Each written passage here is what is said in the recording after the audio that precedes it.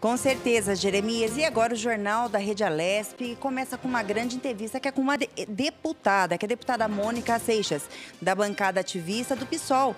E ela nos fala sobre o projeto 529 de 2020, de autoria do governador, que promove uma reforma administrativa no estado. Bom dia, deputada, tudo bem? Bom dia a todos vocês que estão acompanhando. Bom dia, deputada. Jeremias Gomes falando. Prazer em tê-la novamente aqui no Jornal da Rede Alesp. Eu queria que a senhora fizesse uma introdução para falar desse projeto 529 de 2020, que tem sido tratado aí como uma reforma administrativa, tributária para o estado de São Paulo. Queria que a senhora refizesse um pouco dos debates que a gente vem trazendo aí semana passada, né? Como é que foi, para atualizar a população, por favor. Jeremias, esse projeto que o governo chama como ajuste fiscal na justificativa que mandou para a Assembleia Legislativa tem bem mais do que isso. Ele tem, sim, reforma administrativa, reforma tributária, extinção de empresas, vende patrimônio público do Estado de São Paulo, mexe com direitos de trabalhadores da segurança pública, os policiais militares. Em suma, ele mistura muitos temas densos, temas complicados. Cada uma dessas empresas, nessa lista de 10 a serem extintas, tem um impacto na ponta, demora, e até agora a gente não sabe dizer como é que vão ficar o atendimento desses serviços com a extinção dessas empresas. Então, eu considero que esse projeto é um erro por si só, por misturar tantos temas de forma tão apressada num único texto. Inclusive, a Outro senhora... problema desse texto é que ele não vem acompanhado de planilhas de impacto financeiro, nem comprovando que existe um desajuste agora, nem comprovando que essas medidas vão equilibrar as contas no futuro. Deputada, bom dia. Quem fala é Lília. Mais uma vez, obrigado para a senhora estar aqui presente no jornal. É muito importante esse veículo de comunicação, que vocês, deputados, venham aqui, coloquem os seus esclarecimentos e mostra também seus trabalhos para os eleitores. Deputada, esse projeto, segundo o governador, né, por causa da pandemia, criou um impacto de 10,4 bilhões de reais agora para 2021, devido à pandemia do coronavírus. A senhora acha que ele deveria... existe alguma outra alternativa para cobrir esses gastos, que não seja esse projeto começando com extinção, né, das empresas, inclusive também mudar a alíquota do ITCMD e o IPVA, que foi uma das propostas dentro do projeto? Esse é um projeto também de aumento de arrecadação, né? A gente está falando de subir a contribuição do contribuinte, da população do estado de São Paulo, no pagamento de impostos. É complexo assim mesmo. É um projeto de 69 páginas, que é um catadão de diversos temas, que exigiu da gente, né, deputados estaduais, bastante atenção em cada parágrafo, nesses 45 dias que esteve aqui, porque cada um deles impacta diretamente sobre a vida das pessoas, como eu estava falando. De novo, eu vou dizer, Dória não comprovou que existe algum desequilíbrio nas contas do estado de São Paulo. O estado de São Paulo, até abril, porque a gente tem um delay, tem uma diferença de tempo entre os gastos e a gente conseguir ver os gastos, a arrecadação e a gente conseguir ver as arrecadações.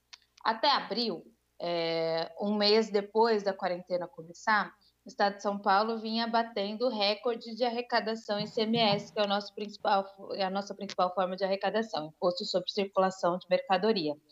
Até abril, o governo do estado não tinha nenhum outro desajuste de contas. O estado de São Paulo não fez um auxílio emergencial, não liberou crédito para pequeno comerciante, agricultor, nem nada disso. O estado de São Paulo fez hospitais de campanha para a região da capital. Nem os interiores foram assistidos na compra de equipamentos. Então, eu vou repetir, eu não entendi qual foi o desajuste. Entre março até agora, eu imagino que tenha tido uma queda de arrecadação, porque as pessoas ficaram em casa, porque o desemprego está aumentando e etc. Mas o governador João Dória também não mostrou para onde foram os gastos.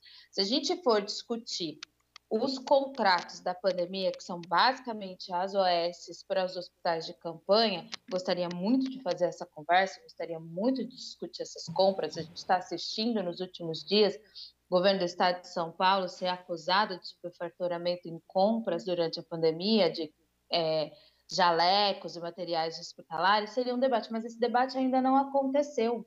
Então, o governador João Dória não mandou para a gente uma justificativa de por que 10 bi. A gente é obrigado a acreditar na palavra do governador, não é assim que se faz um governo. Ele chega para vocês, imprensa, para nós, deputados, e fala: preciso de 10 bi. Por quê? Porque preciso. Não é assim. A gente quer saber onde houve desequilíbrio das contas para ajudar a ajustar. E a proposta de ajuste deles não é nem com a extinção das empresas, porque a maioria dessas empresas aqui não serão vendidas, concedidas, não gerarão recursos. Também não gerarão economias, porque algumas delas são superavitárias, autônomas, geram recursos próprios. A maior parte desse projeto aqui está em arrecadação, aumento da arrecadação, ou em vendas de dívidas e terras do estado de São Paulo, mas a maior parte está em arrecadação. Que não é justo também a gente pesar a mão na cobrança dos mais pobres, que é o que acontece nesse projeto quando a gente fala de produtos e mercadorias com abaixo de 18% de alíquota de ICMS. A gente está falando de itens da cesta básica, remédio genérico, vai ser atingido direta e primeiramente as pessoas mais pobres no estado de São Paulo. Existiriam outras formas? Eu imagino outras tantas formas se a gente fosse ter uma conversa mais sincera, menos apressada e baseada em dados sobre as economias do Estado. Por exemplo, a cobrança da dívida pública. A gente sabe que há dezenas de empresas que devem para o Estado montante muito maior do que esses 10 bi e o governo não tem um programa de receber esses valores. A gente podia discutir os benefícios fiscais, né? O Estado de São Paulo ofereceu, eu votei aí na Assembleia Legislativa, contrário, inclusive, benefícios fiscais para a indústria automobilística de novo, incentivo alto, foi 1 bilhão para o incentivo alto, fora outros programas de incentivos fiscais, que é quando o governo abre mão de receber impostos. Então, tradicionalmente, o Estado de São Paulo chega a 22 bilhões em média ano de benefícios fiscais, e em contrapartida o governo manda para a gente esse projeto descabido que quer onerar mais as pessoas mais pobres para equilibrar umas contas que ele sequer provou que está desajustado. E é por isso que esse projeto enfrenta uma oposição histórica na Assembleia Legislativa. Nunca antes a gente teve tantas legendas, tantos líderes partidários, tantos diversos. Esse projeto tem na oposição nós do PSOL e o Novo, tantos diversos na obstrução, na oposição ferrenha, e que tem colocado bastante dificuldade para o governo. Duvido que se ele manter esse projeto do jeito que está, misturando tantos temas, sem justificativa, ele vai conseguir tramitar na Assembleia Legislativa. Deputado, então, na opinião da senhora, é a mira, mais ou menos, que não está correta, porque, assim, nós tivemos a pandemia, mas nós temos aí, por exemplo, na extinção destas 10 empresas, até tem alguma relação aqui delas, mas acho que de cabeça já sei algumas, da CDHU, SUSEM, MESC, da ESP, TESP, Fundação para o Remédio Popular, Fundação o Zoológico, o Oncocentro de São Paulo, né? Como é que vê o impacto social dessas questões no momento de pandemia? E eu queria também saber sobre essa questão, né? A senhora acha que não talvez fosse por um estímulo econômico, a senhora está colocando que seria o momento, talvez a pandemia não fosse os motivos corretos e talvez fossem outras, a mira para que se restabelecesse a economia é que deveria ser outra. Acho que eu entendi mais ou menos por aí. Sim, sim. Primeiro, eu acho que o governador precisa ser transparente. Se a gente quer discutir as contas do Estado, ele precisa abrir as contas do Estado, o que não aconteceu. O que eu estou reafirmando aqui, a entrevista toda eu não sei se há desajuste, eu não sei onde foi o desajuste e tampouco tenho certeza que essas medidas vão provocar algum equilíbrio. O que a gente conseguiu por conta própria aqui na Assembleia Legislativa, já que o governo não se esforçou nem um pouquinho para explicar, é fazer conta e entender que o aumento de impostos vai gerar arrecadação, que esse é um projeto de aumento de arrecadação, né? E pelo histórico e o comportamento dessas autarquias e instituições públicas, a extinção delas não gera economia nenhuma, já que a boa parte dela, a grande maioria delas, é autossuficiente. Alguma delas eu considero um pacote de maldade, sim, aos direitos sociais, principalmente aos programas de moradia e o sonho de conquistar a casa própria. Eu vou destacar duas. A CDHU, que no passado foi um grande programa do Estado de São Paulo, um programa de esperança, um programa de entrega de moradias populares, alguns conjuntos habitacionais modelos, lindos, muito bonitos, entregues à população do Estado de São Paulo, que agora o governador João Dória quer extinguir, dizendo que a iniciativa privada faz esse papel. Não assistir a iniciativa privada construir casas populares com preços e condições de pagamentos como a CDHU fez. A CDHU é superavitária. A CDHU ainda recebe recursos, né? Construiu os prédios, os apartamentinhos, ainda tem gente pagando as parcelas para a CDHU.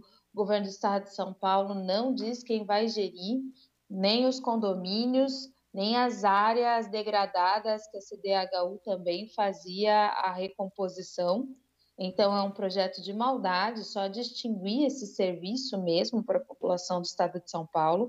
E outra organização que também tem a ver com moradia, que vale destacar, é a ITESP, o Instituto de Terras do Estado de São Paulo. Ele administra milhares de hectares de terras devolutas.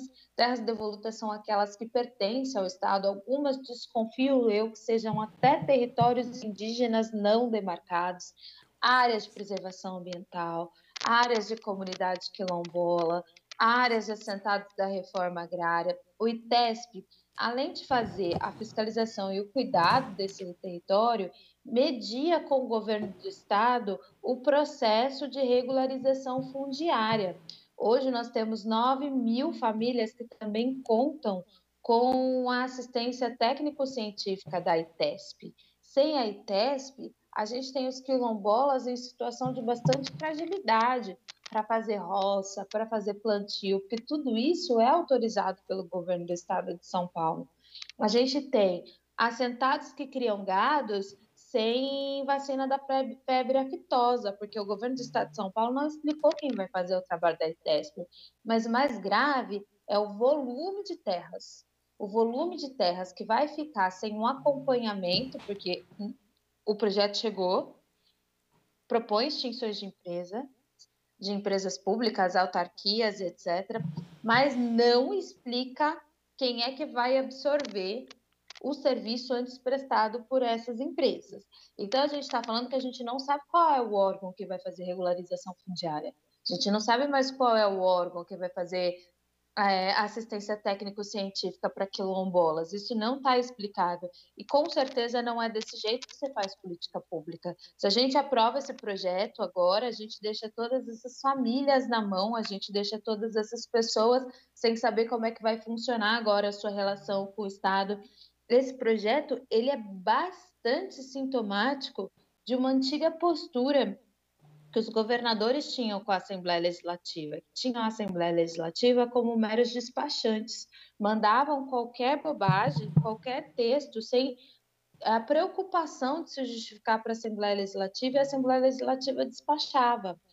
Hoje, Dória está enfrentando uma oposição bastante substancial, que está exigindo que o Poder Legislativo seja tratado como Poder Legislativo de fato. A gente quer ser acompanhado das decisões, a gente quer ter acesso aos cálculos de impacto financeiro, a gente quer ter acesso às projeções, a gente quer fazer esse cálculo, participar desse cálculo junto com o governo do estado de São Paulo, mas mais do que isso, a gente quer proteger essas milhares de vidas que dependem de serviços aqui listados. O que é a Fundação Oncocentro para a população do estado de São Paulo? A sua tradição no desenvolvimento de prótese, no atendimento ginecológico, no atendimento às mulheres. Quem é que depois de uma pandemia como essa fecha um hospital? Esse projeto é um verdadeiro pacote de maldades, no meu ponto de vista. Oi, deputada, é Lilian quem está falando. A senhora acabou de falar, né, a opinião da senhora em relação ao projeto, que é um pacote de maldades que a gente sabe que tem grandes discussões aqui. A senhora não acha que este projeto, primeiramente, deveria ser desmembrado e ir por partes, né? Para vocês, deputados, poderem estar votando, analisando, emendando, mas com assuntos diferenciados, cada um num projeto diferente. Qual que seria a posição da senhora em respeito a isso? Sem sombra de dúvidas, a redação desse projeto está errado até como tática de um governo que está enfraquecido e que não percebe que misturar tantos temas assim num projeto é que contribuiu para que tantos diferentes estivessem na oposição. Mas eu, particularmente, não concordo com nenhuma parte desse projeto. Mesmo que ele seja desmembrado, eu vou continuar na oposição, porque eu não sou a favor da extinção dessas empresas. Eu não sou a favor da securitização das dívidas do Estado. Eu não sou a favor do aumento da arrecadação com cobrança de impostos para as pessoas mais pobres. A gente quer sim o aumento da contribuição dos mais ricos do Estado de São Paulo e eles não estão nem passando perto desse projeto. Então, de uma forma geral, o pessoal vai continuar sendo contra esse projeto, mesmo que desmembrado, mas sem sombra de dúvidas, foi muito desajeitada a iniciativa do governo de mandar tantos temas diversos, misturar reforma administrativa, reforma tributária, extinção de empresas públicas, vendas de terrenos e etc., num único projeto de lei. O princípio para a gente organizar as contas do governo do Estado de São Paulo, primeiro seria discutir as contas. O governador precisa abrir para a gente o real orçamento desse ano, onde é que foi o desajuste, o desequilíbrio, para onde estão indo os recursos, para que a gente possa participar das decisões. Eu parto do princípio que esse é um governo muito duro com as pessoas mais pobres e muito manso com os ricos. Esse projeto aqui de taxação dos mais pobres não tem uma linha sobre cobrar a dívida ativa, sobre cobrar aqueles que devem emprestado, sobre redução de benefícios em impostos para as grandes empresas. Então, eu imagino que o caminho, se é que há um desajuste, o orçamento chegou esse final de semana, eu ainda não consegui começar a estudar, ele chegou na sexta-feira, mas alguns colegas que já pegaram o orçamento dizem que ele está maior, né? Um orçamento com uma previsão de crescimento para o ano que vem. Em contrapartida, continua cortando brutalmente de áreas sociais como a saúde. A saúde vem com um orçamento menor para ano que vem. Então, isso prova que nós e o governo do Estado de São Paulo temos um ponto de vista diferente sobre para que deve ser usado o dinheiro do Estado de São Paulo. Nós acreditamos que o dinheiro do Estado de São Paulo e o Estado deva servir para atender a população mais vulnerável, mais pobre, saúde, educação em primeiro lugar. Cortar serviços assim é maldade com os mais pobres. Então, eu discordo integralmente desse projeto. Mesmo que desmembrado, eu acho que ele pode sim mudar a correlação de forças, porque tem alguns partidos que são favoráveis a alguma das partes desse projeto, mas para o PSOL nós vamos continuar na obstrução. E eu continuo fazendo o apelo para os colegas da Assembleia Legislativa de que não é assim que se faz política pública. O governador não pode inventar para a gente que existe um desajuste e não comprovar. E não pode também não nos participar da decisão de onde será feita essa economia. Esse projeto é um ataque, é um pacote de maldades. Se existe a necessidade de fazer uma economia, os pontos mais nevrálgicos para atacar quem mais tem recursos, que são as pessoas mais ricas do estado de São Paulo, não está aqui nessa listagem. Eu falo nessa porque eu estou com o projeto na mão aqui. Muito bem. Deputada, a gente quer agradecer muito a sua presença aqui no Jornal da Rede Alesp, os parlamentares trazendo aqui as suas opiniões diariamente aqui sobre este projeto, sobre os demais projetos, que é o Jornal da Rede Alesp, uma tribuna aberta para a manifestação parlamentar. Muito obrigado mais uma vez pela sua presença. Eu que agradeço a oportunidade, estou sempre à disposição. Obrigada, deputada. Tenha um bom dia. E o Jornal da Rede Alesp acabou de conversar com a deputada Mônica Seixas, do PSOL, que falou sobre o posicionamento dela referente ao processo tão discutido hoje aqui na casa, que é o 529 de 2020, de autoria do governador do estado de São Paulo, João Dória.